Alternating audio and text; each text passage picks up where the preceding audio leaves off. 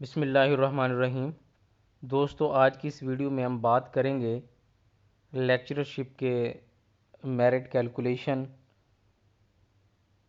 के हवाले से कि लेक्चरर के जो रिटन एग्ज़ाम्स हैं उसको क्वालिफ़ाई करने के लिए कितनी मेहनत करनी पड़ती है और नॉर्मली लेक्चरर का जो मेरिट है वो कितना होता है। सबसे पहली बात ये बता दूं कि आज की ये वीडियो बहुत सारे जो कैंडिडेट्स हैं उनकी फरमाइश पे बना रहा हूँ कि वो पूछ रहे हैं कि लेक्चरर के जो पास्ट एग्ज़ाम होते रहे हैं तो उसमें नॉर्मली जो है पीपीएससी का मेरिट कितना होता है। क्योंकि अभी लेक्चरशिप के जो है रिटन एग्ज़ाम हो रहे हैं, कुछ सब्जेक्ट के हो चुके हैं, कुछ के हो रहे हैं और कुछ के अभी होने हैं। तो इस तरह बहुत सारे कैंडिडेट्स को ये तजस्सुस है, ये क्यूरियोसिटी है कि हमें पता होना चाहिए कि हमें कितने परसेंट तक जो है हमारे चांसेस हैं, हमें खुद पता हो हम, ताकि उस हिसाब से जो है अपने आप को जो है प्रिपेयर कर सकें। तो पहली बात ये है कि जो पीपीएससी के पास्ट जो लेक्चरर या सब्जेक्ट स्पेशलिस्ट के जो 17 स्केल के जो पेपर हुए थे, लास्ट टाइम जो पेपर आया था, तो डिफरेंट सब्जेक्ट्स में जो मेरिट है लेक्चरशिप के एग्ज़ाम में देखा गया है कि जो कैंडिडेट्स हैं वो ये सोचते होते हैं कि उनका पीपीएससी का जो पेपर है उसका मेरिट 80-90% रहेगा, लेकिन ऐसा हरगिज़ नहीं है। होता ये है कि ये कैंडिडेट्स की अपनी परसेप्शन होती है कि मेरिट जो है हाई रहेगा या मेरिट लो रहेगा। Actually merit totally depends on paper, paper पे डिपेंड करता है और कैंडिडेट्स की प्रिपरेशन पे डिपेंड करता है कि पेपर किस तरह का है। पेपर से पहले कोई भी कैंडिडेट कुछ भी अज्यूम या परसीव नहीं कर सकता कि इसका मेरिट कितना रहेगा। होता एक्चुअली ऐसे है कि जब पेपर आ जाता है, आउट हो जाता है, रिटन एग्ज़ाम हो जाता है, उस पेपर को देख के ये एनालिसिस करना होता है कि इसका मेरिट कितना रहेगा। बाज़ कैंडिडेट्स पेपर के बाद मिस कैलकुलेशन करते हैं, ये देखते हैं कि अगर पेपर आसान आया तो वो समझते हैं कि 90% मेरिट रहेगा, 85 या 90 के राउंड अबाउट मेरिट रहेगा। पेपर मुश्किल आए तो वो ये समझते हैं कि मेरिट लो रहेगा, 50-60 रहेगा, 70 तक रहेगा। ऐसा भी नहीं है। असल में पेपर आसान और मुश्किल का क्राइटेरिया हम अपने पॉइंट ऑफ व्यू से लेते हैं। अगर हमें पेपर आता हो तो हम समझते हैं कि पेपर आसान आया है, और अगर पेपर हमें ना आता हो तो हम समझते हैं कि पेपर मुश्किल आया है। ये हमारी अपनी परसेप्शन है, हमारी अपनी इंडिविजुअल इसमें वो राय है, ओपिनियन है। एक्चुअली पीपीएससी में आसान और मुश्किल का कोई कॉन्सेप्ट नहीं है। कॉन्सेप्ट ये है कि आप लोगों का जो पेपर आप दे रहे हैं, आपने देखना है कि टोटल कितने कैंडिडेट्स हैं जो उस एग्ज़ाम में, उस पेपर में अपीयर हुए, और आपका कंपटीशन कितने लोगों के साथ है। मिसाल के तौर पे अगर एक 100 कैंडिडेट्स हों और 10 सीटें हों, तो इसका मतलब ये है कि आपका जो कंपटीशन है वो 10 लोगों के साथ है। ठीक है, तो मतलब ये है कि आपने 10 से बेहतर करना है, 10 से अच्छा करना है, देन आप उस पेपर में जो है वो कामयाब होंगे।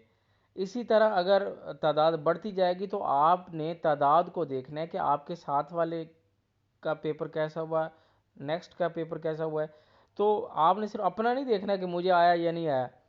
तो इस हिसाब से जो है पीपीएससी में, और नॉर्मली ये होता है कि 20-25 हज़ार कैंडिडेट्स होते हैं जो उर्दू, इंग्लिश और ये जो इस्लामिक स्टडी के थे, इसमें इतनी तादाद है, और जो दूसरे सब्जेक्ट हैं पाक स्टडी वगैरह उनमें बहुत कम तादाद है। तो तादाद भी इसमें मैटर नहीं करती, मैटर करता है कि उस पेपर में आपके साथ किसका कंपटीशन है और उनका पेपर कैसे हुआ है, देन आप अपनी कैलकुलेशंस कर सकते हैं। अच्छा, इसमें जो मेरिट मैं बता रहा था कि लास्ट टाइम जो लेक्चरर या सब्जेक्ट स्पेशलिस्ट के जो एग्ज़ाम हुए थे, तो उसमें जो मेरिट है, और लेक्चरर का नॉर्मली मेरिट जो है वो 55 से 65 के दरमियान रहता है। अगर कोई कैंडिडेट 55 से 65 के दरमियान नंबर लेता है तो उसके मैं समझता हूँ 90% चांसेस हैं उस एग्ज़ाम को क्वालिफाई करने के।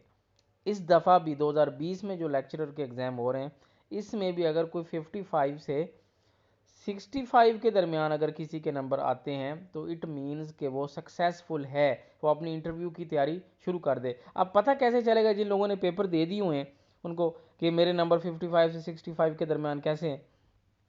एक्चुअली ये है कि जब आपने एमसीक्यूज़ करते हैं, एमसीक्यूज़ का भी एक तरीक़ेकार है कि जब आप फिल करते हैं तो आपने वो फिल करना होता है पहले जो आपको एग्जैक्ट 100% आता है, तो देन आप उसको काउंट कर लें। अगर आपने 50 राउंड अबाउट या 50 प्लस किए हैं तो इट मीन्स के आपका पेपर हल हो चुका है।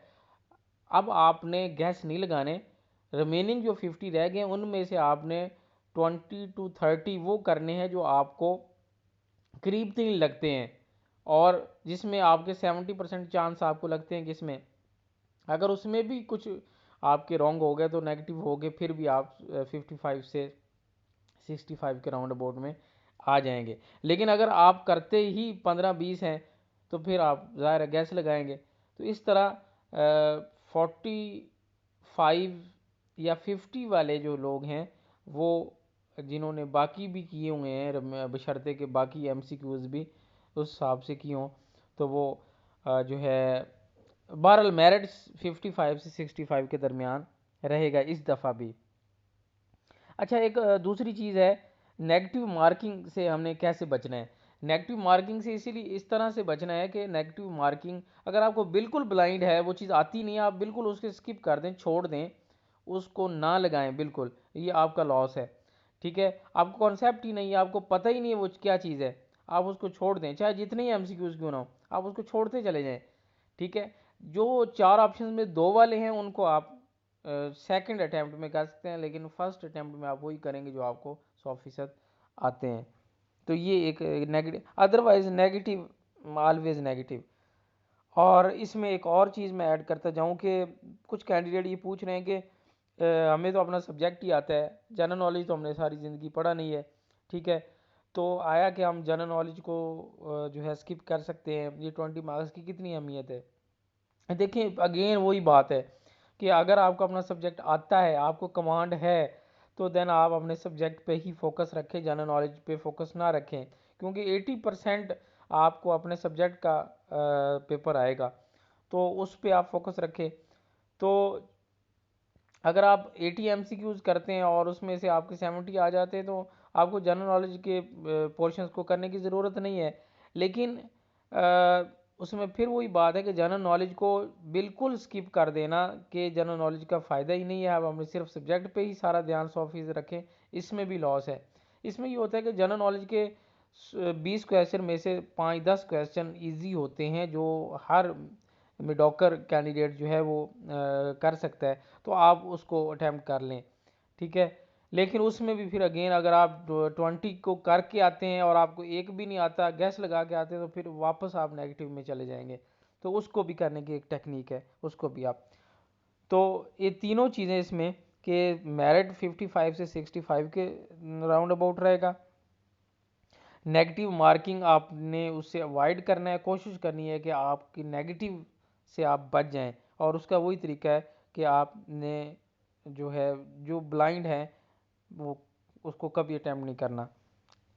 और जनरल नॉलेज उस वक्त करना है जब आपको उसमें भी 20 में से 8-10 श्योर हों कि ये इसके यही आंसर है, अदरवाइज उनको भी आप छोड़ दें।